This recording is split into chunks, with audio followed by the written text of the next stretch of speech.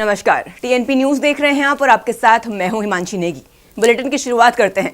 प्रधानमंत्री नरेंद्र मोदी ने आज वाराणसी के सिर गोवर्धन में संत रविदास की प्रतिमा का अनावरण किया है। इस दौरान उत्तर प्रदेश के मुख्यमंत्री योगी आदित्यनाथ भी मौजूद रहे। प्रधानमंत्री नरेंद्र मोदी ने इस दौरान जनता को संबोधित करते हुए कहा कि यहां का सांसद होने के नाते, काशी का जनप्रतिनिधित्व होने के नाते मेरी विशेष जिम्मेदारी भी बनती है कि मैं बनारस में आप सबका स्वागत भी करूं और आप सबकी सुविधाओं का खास ख्याल भी रखूं। मुझे खुशी है कि संत रविदास जी की जयंती पर मुझे इन दायित्वों को पूरा करने का अवसर मिला है। संत रविदास जी की कृपा से ही संभव होता है। मुझे भी रविदास जी बार बार अपनी जन्मभूमि पर बुलाते हैं। मुझे उनके संकल्पों को आगे बढ़ाने का मौका मिलता है। उनके लाखों अनुयायियों की सेवा का अवसर मिलता है। गुरु के जन्म तीर्थ पर उनके सब अनुयायियों की सेवा करना मेरे लिए किसी सौभाग्य से कम नहीं है। और भाइयों बहनों, यहां के सांसद होने के नाते, काशी का जनप्रतिनिधि होने के नाते मेरी विशेष जिम्मेदारी भी बनती है। मैं बनारस में आप सबका स्वागत भी करूं और आप सबकी सुविधाओं का खास ख्याल भी रखूं, ये मेरा दायित्व भी है। मुझे खुशी है कि आज इस पावन दिन मुझे अपने इन दायित्वों को पूरा करने का अवसर मिला है। आज बनारस के विकास के लिए सैकड़ों करोड़ रुपयों के विकास परियोजना का लोकार्पण और शिलान्यास होने जा रहा है। इससे यहां आने वाले श्रद्धालुओं की यात्रा और सुखद और सरल होगी। साथ ही संत रविदास जी की जन्मस्थली के विकास के लिए भी कई करोड़ रुपयों की योजनाओं का लोकार्पण हुआ है। मंदिर और मंदिर क्षेत्र का विकास, मंदिर तक आने वाली सड़कों का निर्माण, इंटरलॉकिंग और ड्रेनेज का काम, भक्तों के लिए सत्संग और साधना करने के लिए, प्रसाद ग्रहण करने के लिए अलग अलग व्यवस्थाओं का निर्माण, इन सब से आप सब लाखों भक्तों को सुविधा होगी। माघी पूर्णिमा की यात्रा में श्रद्धालुओं को आध्यात्मिक सुख तो मिलेगा ही, उन्हें कई परेशानियों से भी छुटकारा मिलेगा। आज मुझे संत रविदास जी की नई प्रतिमा के लोकार्पण का भी सौभाग्य मिला है। संत रविदास म्यूजियम की आधारशिला भी आज रखी गई है। मैं आप सभी को इन विकास कार्यों की अनेक अनेक शुभकामनाएं देता हूं।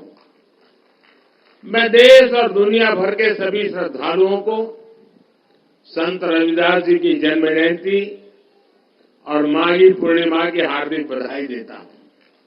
साथियों, आज महान संत और समाज सुधारक गाडगे बाबा की जयंती भी है।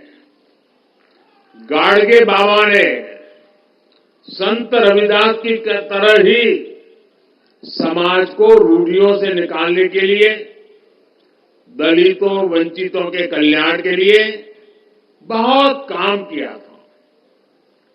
खुद बाबा साहब आंबेडकर उनके बहुत बड़े प्रशंसक थे। गाडगे बाबा भी बाबा साहब से बहुत प्रभावित रहते थे। आज इस अवसर पर मैं गाडगे बाबा के चरणों में भी श्रद्धापूर्वक नमन करता हूं। साथियों, अभी मंच पर आने से पहले मैं संत रविदास जी की मूर्ति पर पुष्प अर्पित करने, उन्हें प्रणाम करने भी गया था। इस दौरान मेरा मन जितनी श्रद्धा से भरा था, उतनी ही कृतज्ञता से भी भीतर महसूस कर रहा था। खबरों में आगे बढ़ते हैं। बीएचयू में आयोजित सांसद खेलकूद, सांसद संस्कृत प्रतियोगिता, सांसद फोटोग्राफी प्रतियोगिता के पुरस्कार वितरण समारोह में मुख्यमंत्री योगी आदित्यनाथ शामिल हुए हैं। इस दौरान उन्होंने संबोधित करते हुए कहा कि अयोध्या धाम के साथ ही संयुक्त अरब अमीरात में पहला हिंदू मंदिर बना है। अब काशी की आभा वैश्विक मंच पर किस रूप में सांस्कृतिक रूप से बुलंद हो रही है, संयुक्त अरब अमीरात में बना हुआ हिंदू मंदिर ही इसका एक नया उदाहरण है। अभी गत सप्ताह ही आदरणीय प्रधानमंत्री जी उस मंदिर, उन्हीं की प्रेरणा से वो मंदिर बना है, उन्हीं के प्रयास से बना है और उसका भी लोकार्पण करके काशी में पधारे हैं। काशी तो मंदिरों का ही शहर है। अब काशी की आभा वैश्विक मंच पर किस रूप में सांस्कृतिक रूप से बुलंद हो रही है, संयुक्त अरब अमीरात में अबू धाबी में बना हुआ मंदिर भी इसका एक नया उदाहरण है। इसलिए भी मैं आप सबकी ओर से, प्रदेशवासियों की ओर से उनका अभिनंदन और आभार व्यक्त करता हूं। पिछले 10 वर्ष में काशी एक नए कलेवर के रूप में दुनिया के सामने आई है, अपनी आध्यात्मिक और सांस्कृतिक पहचान को बनाए रखते हुए काशी एक नए रूप में आई है।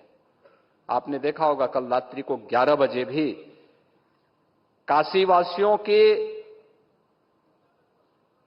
एक लोकप्रिय सांसद के रूप में सड़क पर पहली बार आपने प्रधानमंत्री को देखा होगा कि सड़क पर अपने संसदीय क्षेत्र में रह करके एक एक विकास कार्य का अवलोकन करते हुए, कार्य की उपयोगिता को लेकर के रात्रि को 11 बजे जब दुनिया सोती है तब प्रधानमंत्री जी जग करके आप सबके हित के लिए किस रूप में कार्य कर रहे थे, यह रात्रि को 11 बजे आपने रात्रि को देखा होगा। आप कैबिनेट मंत्री आतिशी का एक बयान सामने आया है। उन्होंने कहा कि लोकसभा चुनाव से पहले अरविंद केजरीवाल को ईडी गिरफ्तार करना चाहती है। बीजेपी इसकी पूरी साजिश रच चुकी है, जिसको लेकर बीजेपी दिल्ली प्रदेश अध्यक्ष वीरेंद्र सचदेवा ने बयान दिया है कि शराब घोटाले में जितने भी दोषी पाए जाएंगे, जांच एजेंसी अपना काम करेगी और सब बारी बारी से जवाब देंगे। वहीं लोकसभा चुनाव को लेकर उन्होंने कहा कि आप और कांग्रेस गठबंधन के बाद भी बीजेपी को नहीं हरा सकते हैं। प्रपंच रखना ये आम आदमी पार्टी की फितरत है।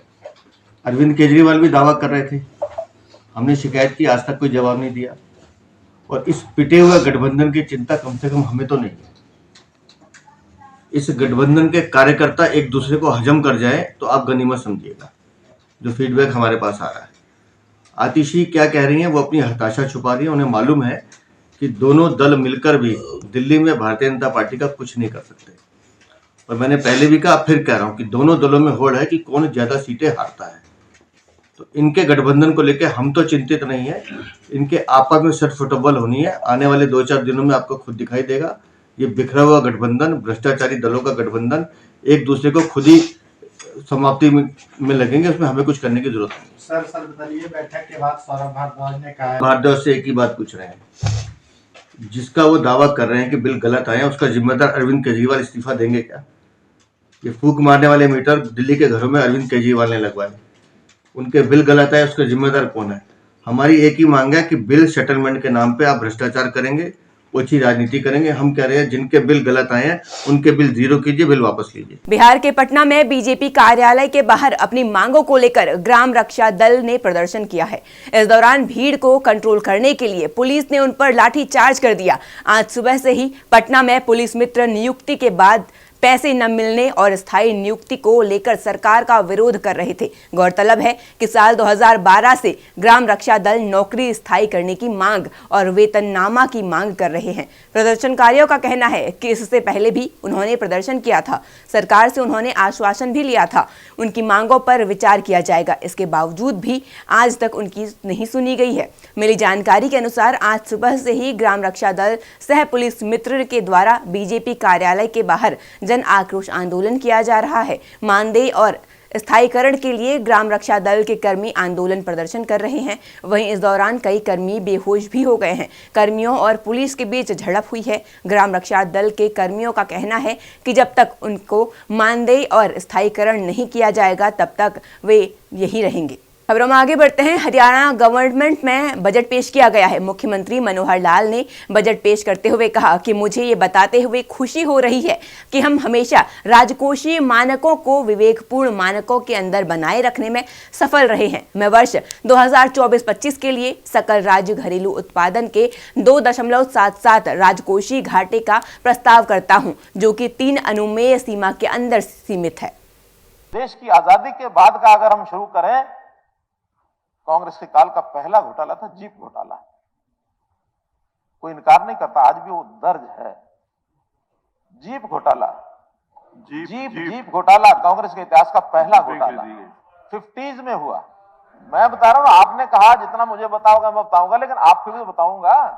आपको ध्यान रखना चाहिए, जिसके घर शीशे के होते हैं वो दूसरे के घर पर पत्थर नहीं मारता है, पत्थर नहीं मारता। मैं समझ रहा हूं, मैं तो आपको याद करा रहा हूं कि उस समय आकाश के घोटाले, जमीन के घोटाले, पाताल के घोटाले हुए। आकाश में 2G 3G का घोटाला हुआ कि नहीं हुआ? पाताल में कोयले का घोटाला हुआ कि नहीं हुआ?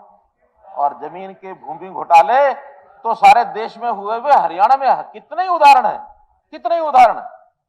वहीं जन सुराज पदयात्रा के सूत्रधार प्रशांत किशोर ने एक बयान दिया है। उन्होंने कहा कि मैं दावे के साथ कैमरे पर कह रहा हूं कि अगर किसी एक नेता के खिलाफ जनता में सबसे ज्यादा गुस्सा है तो वो है नीतीश कुमार। आप किसी भी वर्ग से बात कीजिए, किसी सामान्य नेता से बात कीजिए, पब्लिक से बात कीजिए, नीतीश कुमार के अपने सपोर्टर, वोटर और पार्टी के नेताओं से बात कीजिए। हर आदमी आज नीतीश कुमार के खिलाफ अपशब्द और गलत बात कह रहा है। अगर मोदी जी और बीजेपी का साथ नहीं रहा तो खाता भी नहीं खुलेगा। आप लिख कर रखिए कि नीतीश कुमार अब चाहे जिस गठबंधन में लड़े या बीजेपी के साथ लड़े, अगली बार विधानसभा चुनाव में इन्हें 20 से कम विधायक आएंगे। आज के तारीख में आप लोग भी पत्रकार हैं, मैं दावे के साथ कैमरे पर कह रहा हूं कि अगर किसी एक नेता के खिलाफ सबसे ज्यादा गुस्सा बिहार में है तो वो है नीतीश कुमार। आप किसी भी वर्ग से बात कीजिए, किसी सामान्य नेता से, पब्लिक से, उनके अपने सपोर्टर, वोटर और पार्टी के नेताओं से बात कीजिए, हर आदमी नीतीश कुमार के आज अपशब्द और गलत बात कह रहा है। और ये ऐसा मत समझिए कि बिहार की जनता समझती नहीं है। यही नीतीश कुमार हैं, 2010 में इनके नाम और चेहरे पर बिहार की जनता ने 206 विधायक जिताया था। आज यही नीतीश कुमार हैं जिनकी दशा यह है कि 40-42 को विधायक जीता हुआ है और एमपी के चुनाव में हारने के डर से ये आदमी फिर भागकर भाजपा के शरण में गया है कि अगर मोदी जी भाजपा का सहारा नहीं रहा तो खाता नहीं खुलेगा। अगली बार लिख लीजिए, अभी पीछे बार घोषणा किए थे कि अगर महागठबंधन में लड़ेंगे तो 5 MP नहीं जीतेंगे। अभी लिख लीजिए, अब चाहे जिस गठबंधन में लड़े, भाजपा के साथ भी लड़े, नीतीश कुमार को 20 से कम विधायक अगली बार जदयू को आएगा। अगर नहीं आया तो मैं राजनीति से संन्यास ले लूंगा। इस आदमी को, जदयू को 20 विधायक नहीं आएगा, चाहे वो भाजपा के साथ लड़े, महागठबंधन के साथ लड़े कि किसी के साथ लड़े। बिहार की जनता इतनी बेवकूफ नहीं है, जनता इतनी व्याकुल है आज कि वोट किसी को दिया। ये आदमी पलट पलट के, आप समझिए जनता आज कितना असहाय फील कर रही है, वोट किसी के नाम पर लिया। ये आदमी अपने आप को इतना चतुर समझता है। ये चतुर नहीं है, धूर्त है।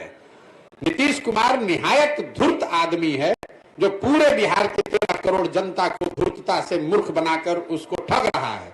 और इसका पूरा सूद समेत हिसाब जनता अगले चुनाव में करेगी। लोकसभा और खाली छोड़ दीजिए। पश्चिम बंगाल के संदेशखाली में महिलाओं के यौन शोषण का मामला शांत होने का नाम नहीं ले रहा है। आज बीजेपी की महिला टीम को एक बार फिर संदेशखाली जाने से पुलिस ने रोक दिया। इस टीम की अगुवाई बीजेपी सांसद लॉकेट चटर्जी कर रही है। पुलिस द्वारा रोकने की कार्रवाई को लेकर डेलीगेशन और पुलिस के बीच बहस भी हुई। इसके बाद लॉकेट को हिरासत में ले लिया गया। गौरतलब है कि इससे पहले 16 फरवरी को भी केंद्रीय मंत्री और महिला सांसदों के प्रतिनिधिमंडल को संदेशखाली नहीं जाने दिया गया था। संदेशखाली में 144 लगाया है। अभी हम लोग संदेशखाली नहीं पहुंचा, ये हमको ऑर्डर दिखा रहे हैं। जहाँ पे खड़ी हूँ 144 यहाँ पे नहीं है। हम लोग को क्यों रुक रहे हैं? সন্দেশখালী তো 144 আছে, আমাদেরকে এখানে কেন রুখছে? নিউ টাউনে কেন আমাদেরকে আটকাবে? কেন আটকাবে? কেন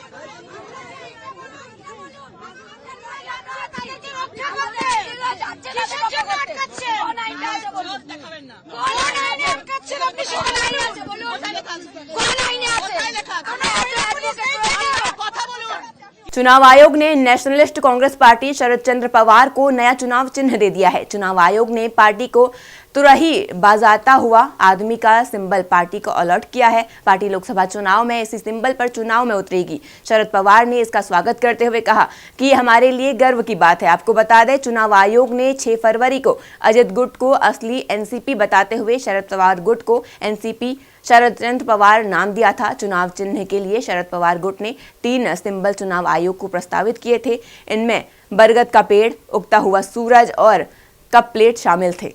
खबरों में आगे बढ़ते हैं। मणिपुर हाईकोर्ट ने 27 मार्च 2023 के अपने उस आदेश को रद्द कर दिया है जिसमें मेते समुदाय को अनुसूचित जनजाति में शामिल करने का प्रस्ताव भेजने का निर्देश दिया गया था। हाईकोर्ट ने आदेश से एक पैराग्राफ हटाते हुए कहा है कि ये सुप्रीम कोर्ट की संवैधानिक बेंच के रुख के खिलाफ था। हाईकोर्ट के मार्च 2023 के फैसले के बाद ही मणिपुर में हिंसा भड़की थी। हिंसा में अब तक कुर्की मेतई समुदाय के 200 से ज्यादा लोगों की मौत हो चुकी है।